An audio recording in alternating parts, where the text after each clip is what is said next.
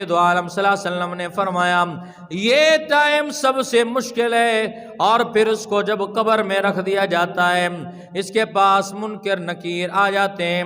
بخاری شریف کے اندر روایت موجود ہے، حضور کریم صلی اللہ علیہ وسلم نے فرمایا سب سے پہلے اس سے سوال کیا جاتا ہے من ربو کا، تیرا رب کون ہے، اور ما دینو کا، تیرا دین کیا ہے، ما ھذا الرجل، اس آدمی کے بارے میں تمہارا کیا خیال ہے۔ یہ تین سوال قبر میں ہوتے ہیں۔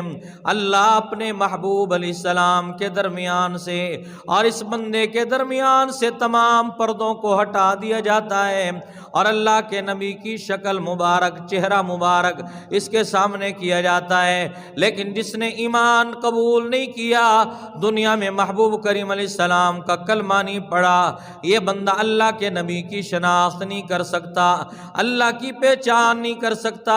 ساری زندگی دنیا کو اس نے رب بنا کے رکھا، اللہ کو رب بنایا کبھی نہیں ہے، اللہ کے سامنے کبھی جھکا نہیں ہے۔ حدیث میں آتا ہے امام الانبیاء رحمت دو عالم صلی اللہ علیہ وسلم نے فرمایا اللہ تبارک و تعالی اس بندے کا ٹھکانہ جہنم والا اس کو دکھاتے ہیں، اور پھر پہلے جنت والا ٹھکانہ دکھایا جاتا ہے۔ اگر تو کلمہ پڑھتا، مومن بنتا، مسلمان ہوتا تو جنت میں ان محلات میں مزے کرتا، لیکن میں نے تیرے لیے یہ مکان بھی بنایا تھا، لیکن ایک طرف اس کے لیے جہنم کا دروازہ کھول دیا جاتا ہے، اور فرشتے کہتے ہیں البسوہ من النار، اس کو جہنم کا لباس پہنا دیا جائے، وفتحوا لہ باب الی النار، اس کے لیے جہنم کی طرف سے دروازہ کھول دیا جائے۔ یہ بندہ اس کے ساتھ جو معاملات ہیں، نہ ماں کو پتا، نہ باپ کو پتا، نہ رشتہ داروں کو پتا، نہ دوست احباب چھڑا سکتے ہیں، ساری دوستیاں، رشتے ناتے ختم ہو گئے، قبر پر مٹی ڈالنے کی دیر ہے۔ اب اللہ جانے، یہ بندہ جانے اس کے ساتھ کیا معاملہ ہوتا ہے۔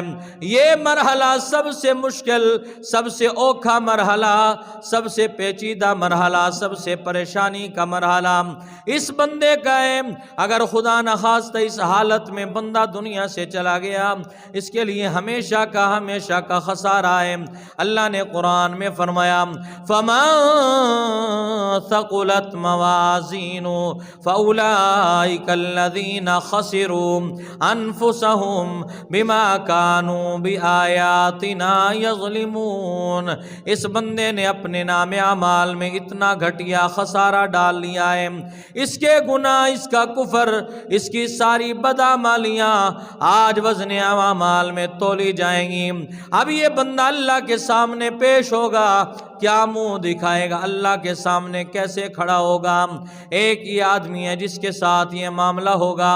حدیث میں آتا ہے پھر اللہ تبارک و تعالی اس پر ایک فرشتے کو مسلط فرما دیتے ہیں، اور وہ فرشتہ آنکھوں سے اندھا ہوتا ہے، کانوں سے بہرا ہوتا ہے، زبان سے گنگا ہوتا ہے۔